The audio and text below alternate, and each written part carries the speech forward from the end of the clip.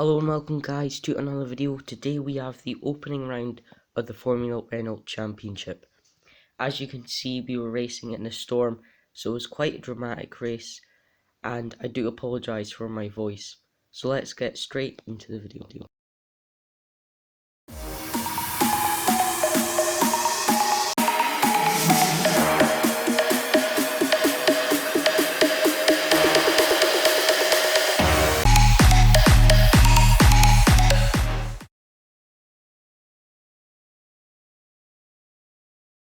So jumping straight into qualifying there, this is our first qualifying lap.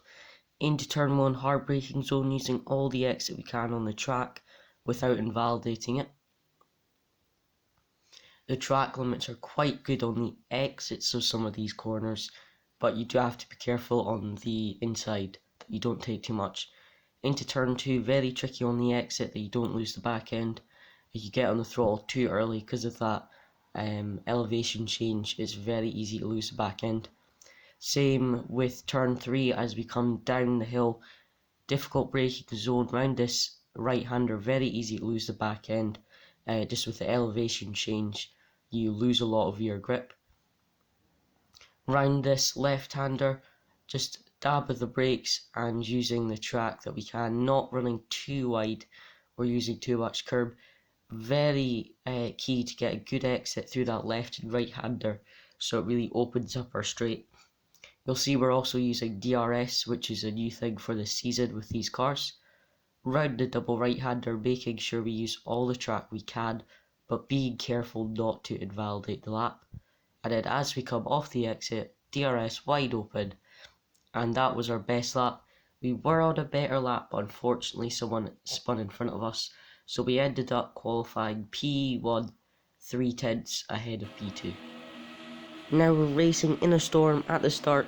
XT3 gets a great start, but Lead Dog loses it on the water, and unfortunately there's a huge crash there. Nearly everyone's out. I think 3 of us survived. Just with the new conditions, it was random weather. I don't think anyone expected it. Lead Dog just lost grip, and XT3 just went into the back of him. An absolute disaster at the start there. We got a good start and were able to make it through, but I think for next week we will have a red flag and a restart if that happens again, because a lot of people just lost their race from that. Here we have Ryan and IC3 both hitting a puddle after I made a mistake. We've got Da Flappy Finn also doing the same thing. This was a puddle that took multiple people, including myself, out because you just couldn't see it. Here we've got Lead Dog overtaking, I think that was William, and then side by side with Gamer Teddy, hits a puddle, loses it, and then in front, Da Flappy Finn loses it, and unfortunately tried to get out the way, reverses into the path of the other drivers, and just a big pile up there.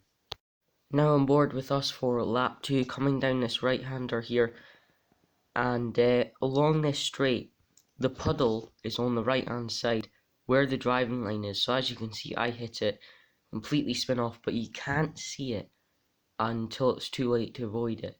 So me and multiple other drivers hit it. It was very frustrating because you just couldn't see it. Here we have Ryan, who was up to P2 after surviving the start, hits one of the puddles there, and spins off down to third. You can see here there's a puddle on the left and on the right. You could see these a bit better, but was on the driving line, so it was hard to avoid. There again, lap 3, I just hit that same puddle again. I was trying to look out for it and I still couldn't see it, which I was just a bit annoyed at. But we were still P2. That's Ryan just gained right up onto the back of us, and then I think Ryan stayed behind us there. We were able to defend. Here we have a good move by Twin Master on XT3, getting a good jump on him on the exit of the pit lane. But unfortunately later on in the lap he hits the puddle as well, comes across XT3 and just loses his wing, unfortunately.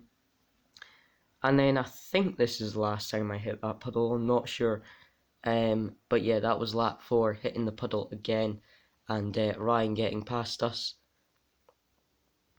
But then coming around the left hander, I think. So as you can see that big puddle on the left.